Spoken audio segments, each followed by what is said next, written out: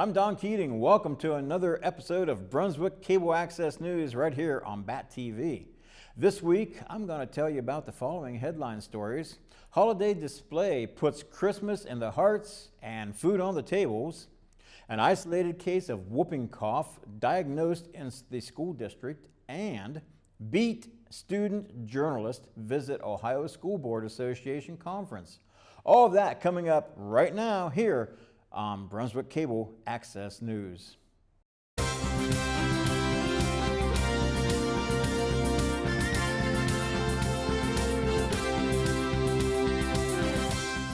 There are two questions Michelle and Scott Nalitz get asked this time of the year more than any other.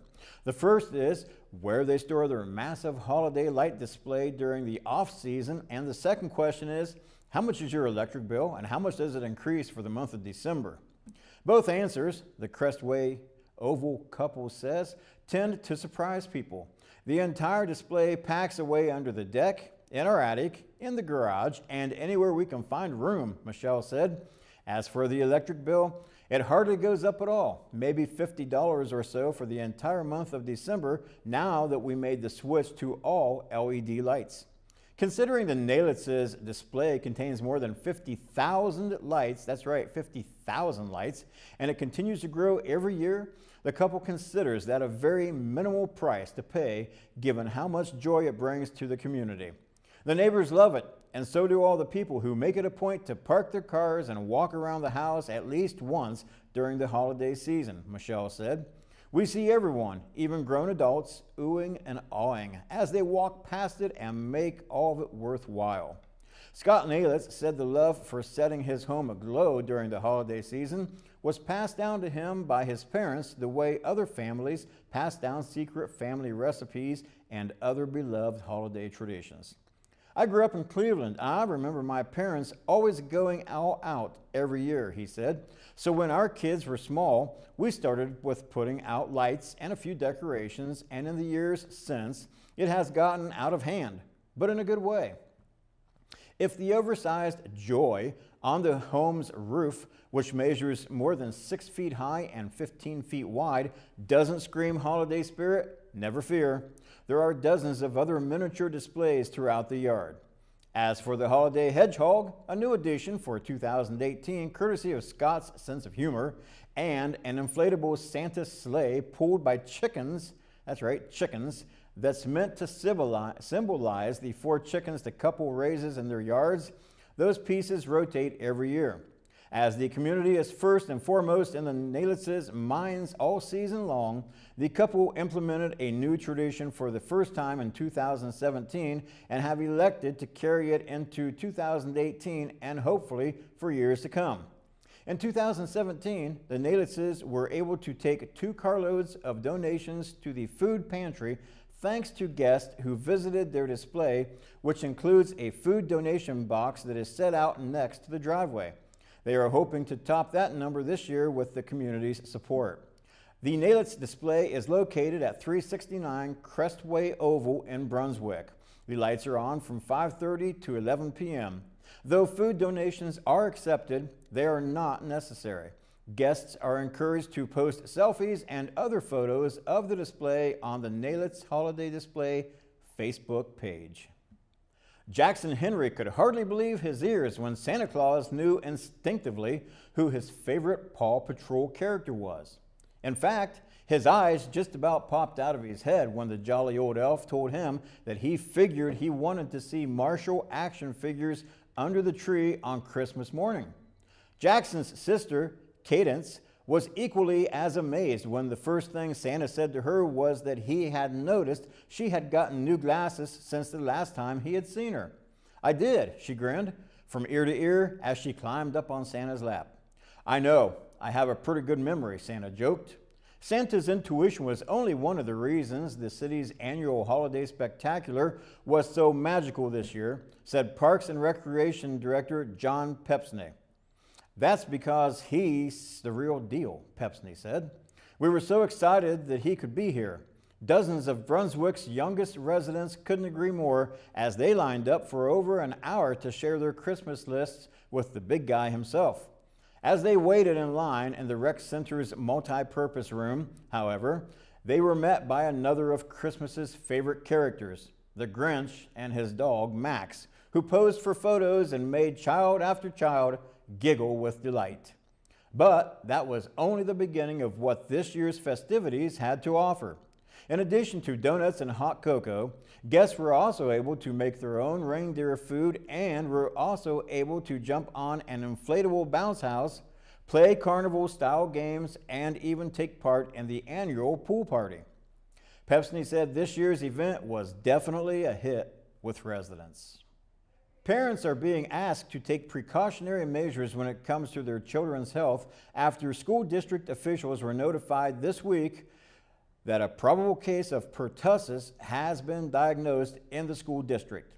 According to Assistant Superintendent Tracy Wheeler, the school district was notified of the case on November 27th at Brunswick High School. Pertussis, also known as whooping cough, is a highly contagious infection that affects the airways and can easily spread from person to person throughout the community by coughing or sneezing. The disease normally begins with cold-like symptoms and, after several days, progresses to a severe cough that can last for weeks or even months. Health department officials say the cough may become so severe that it causes vomiting or shortness of breath. Anyone can get pertussis, health department officials say, even those who are vaccinated. However, it can be especially dangerous for babies, pregnant women, and individuals with weakened immune systems. Pertussis is diagnosed through a lab test and can be treated with a 5-day course of prescribed antibiotics. Though the district issued a one-call alert to parents to report the diagnosis, Wheeler said parents are reminded that this is not an outbreak, but merely a single case of the illness. Should any student develop a severe cough, which can be worse at night, or a cough that lasts longer than 2 weeks, they are urged to make an appointment with their child's medical provider. We are monitoring the situation closely and will keep you informed of any new developments, Wheeler said. With the unanimous approval of the Board of Trustees, the Brunswick Hills Fire Department promoted one of its own to the rank of lieutenant this week. According to Fire Chief Anthony Strazo, who assisted in administering the oath of office November 27th, the department has named Brian Dozel to the rank of the department's newest lieutenant. Strazo said Dozel has been with the department 12 years, is currently enrolled in nursing school, and currently works full-time in the emergency room at Southwest General. He is a resident of Brunswick Hills Township. In addition to Dozel, 2 other candidates applied for the position, which became vacant earlier this year when Dozel's father, Rich, retired from the department.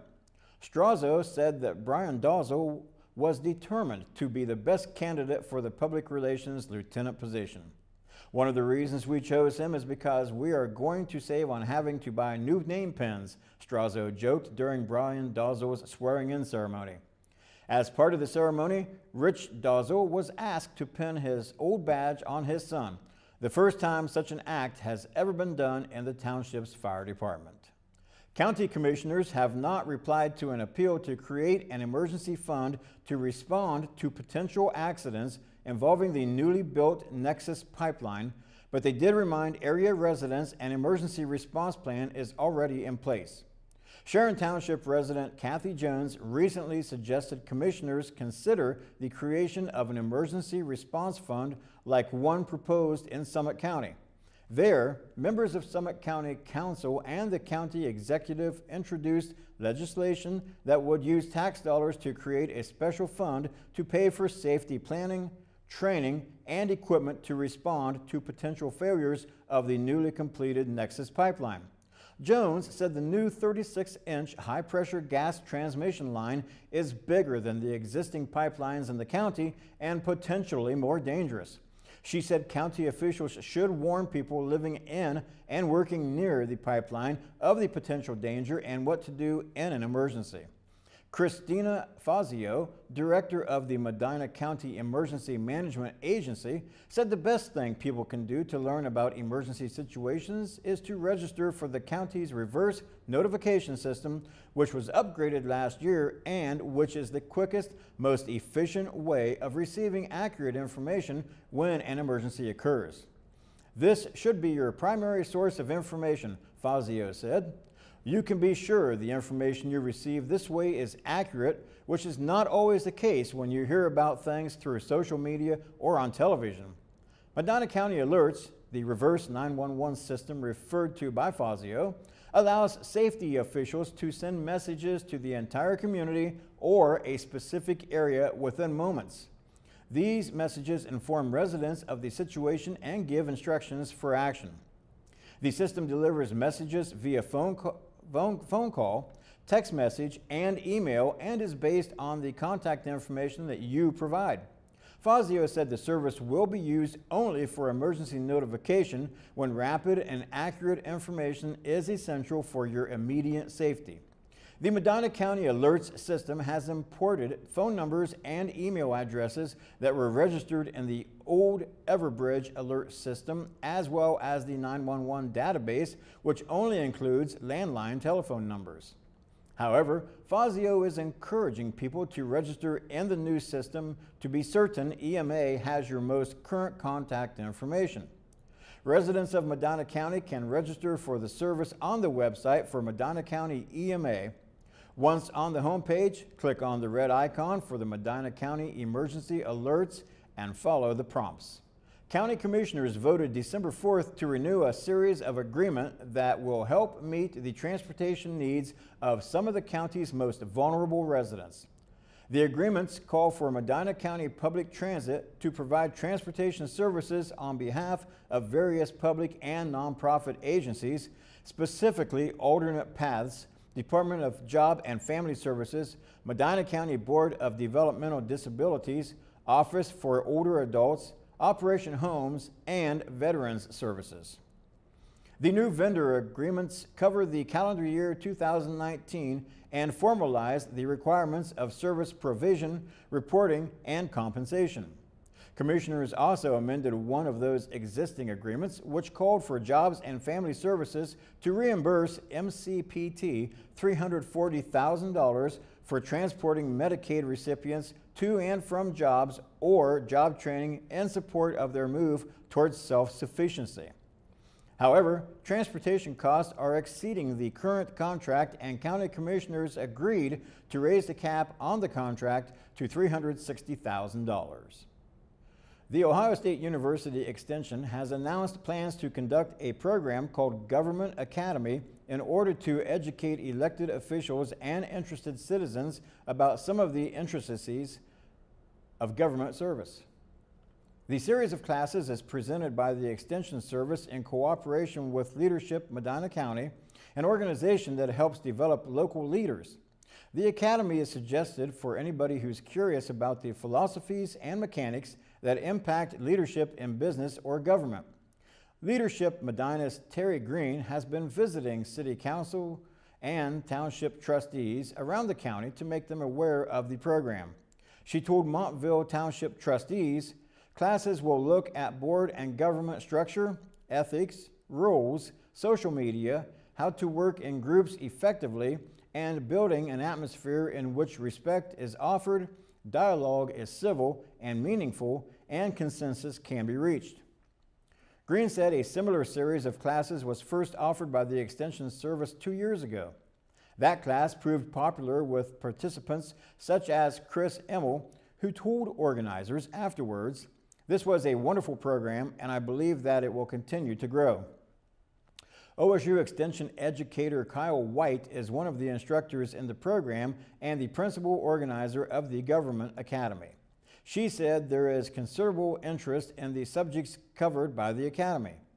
"We did a needs assessment following one of our leadership classes and found some of the graduates wanted to dig deeper into how government operates," she said. "We're attracting a lot of people from different backgrounds and provide a safe, open environment to express different views. The program consists of 10 workshops, beginning with one on strategic planning January 17th at the Medina County University Center in Lafayette Township. Additional classes are planned at the same place on the third Thursday of each month from January to May and August to December 2019. Participants can select individual workshops to attend or sign up for the entire course. The fee is $50 per workshop, $237 for 5, or $450 for the entire 10-week course. Fees include dinner, workshop materials, and certificates of completion. Workshops are taught by experts and faculty from the OSU Extension. Interested students can register on the Leadership Medina County website. 9 students from the BEAT, Brunswick Educational Access Television, video program ventured to Columbus last month to participate in the Ohio School Board Association, the OSBA, Capital Conference's Student Achievement Fair. These BEAT students were invited to join top students from over 100 school districts throughout Ohio who shared and showcased their unique school clubs, activities, and best practices so other districts could learn about and adopt similar programs. Since 2000, Brunswick's self-funded BEAT video program has given hundreds of students, grades 6 through 12, the opportunity to become backpack journalists, developing writing, interviewing, and video production skills as they cover news stories throughout Medina County. Over 300 stories are written by BEAT students annually. Also, BEAT students create all programming for Cable Access 1025, which is on Spectrum, which the students also manage. BEAT students who went to OSBA were selected based on the quality of the articles they've submitted so far this year, their enthusiasm and willingness to share their feelings about the BEAT with others. Zuri Howerton, a very enthusiastic BEAT second-year student, was ecstatic to inform others at the conference about the program, stressing the opportunities open to BEAT members when they enter the 6th grade. Those who stopped at the BEAT program's booth were able to talk with the students, read a variety of published BEAT articles, and be interviewed on camera by students for an upcoming BEAT feature. Elizabeth Maris, Vice President of the Barberton School Board, expressed her praise for the BEAT by saying, "I like the community-focused articles and will be taking the idea of the BEAT program back to my administrators." Presently, the Brunswick BEAT program also has about 50 members on their way to stardom. Watch the BEAT channel online by visiting the website listed below.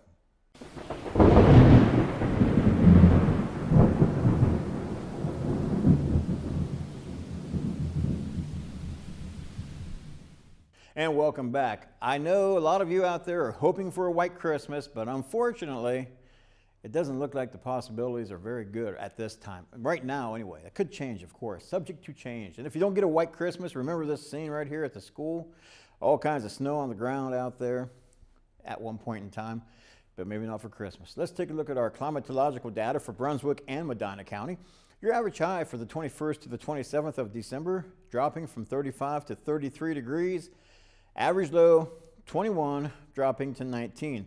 Now I can tell you we won't get much lower than about 18 or 17 degrees. Around these parts, it just doesn't drop off that much for your average lows. And your average highs, they're just about bottomed out as well. So these will hang in here for about a 2-week time period and then slowly turn the corner and head upwards towards spring. Average precip for the week, 63 100ths, and your average snowfall is 2.1 inches. Now, what about that extended outlook for temperatures across the continental U.S.? Wow, been a long time since we've seen anything like this, the bright oranges and reds. The best chance is even lower Great Lakes across Michigan and Ohio and portions of Indiana, as well as up here in the New England states, about a 40% chance or greater. It's actually a 60% chance or better. But the only spot in the country out here in Idaho where there's about a normal chance of above normal or below normal temperatures. Now, precipitation, how does that equate into precip? Much of the country looking at least a 33% chance of above normal precipitation for the week. with the exception, of course, out here in the Pacific Southwest, Arizona, California, Nevada, looking at a 40% chance or higher of below normal precipitation, unfortunately. So chances of a white Christmas at this point in time, I'm sorry to say, don't look too good, but things can change at the last minute. I will be back with some bulletin board information for you, some events you'll definitely want to look into right after this.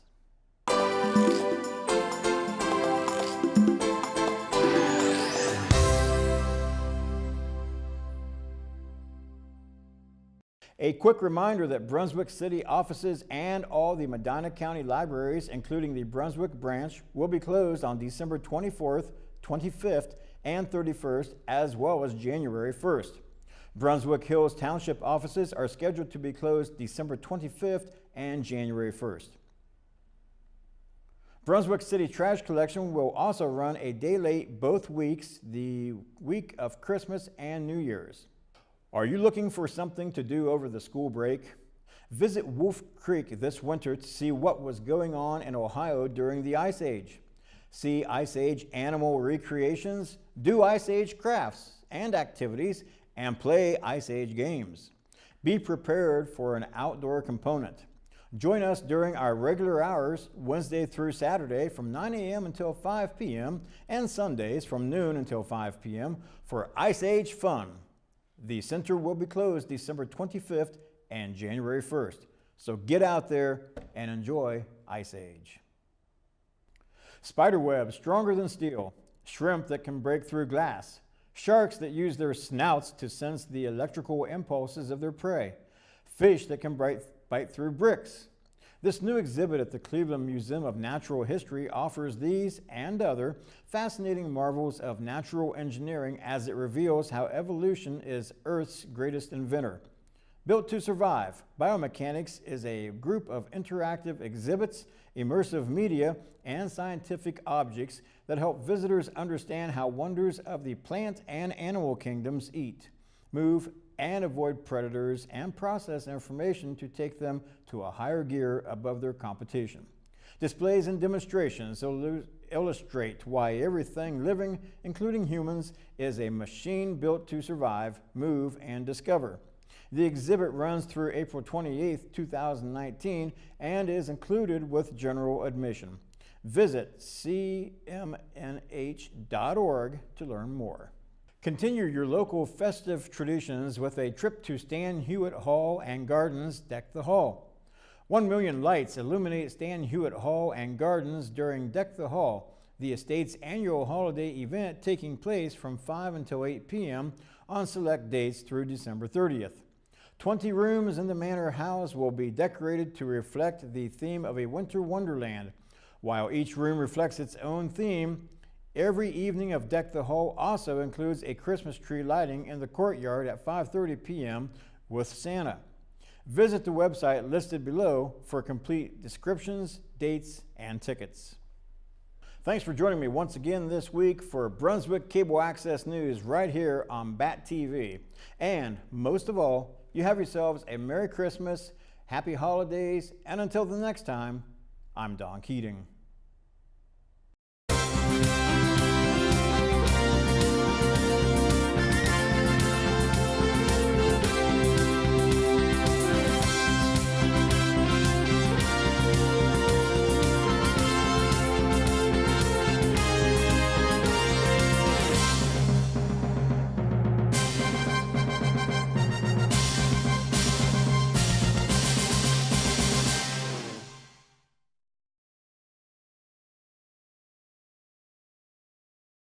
The preceding program was made possible through the use of equipment and facilities of Brunswick Area Television.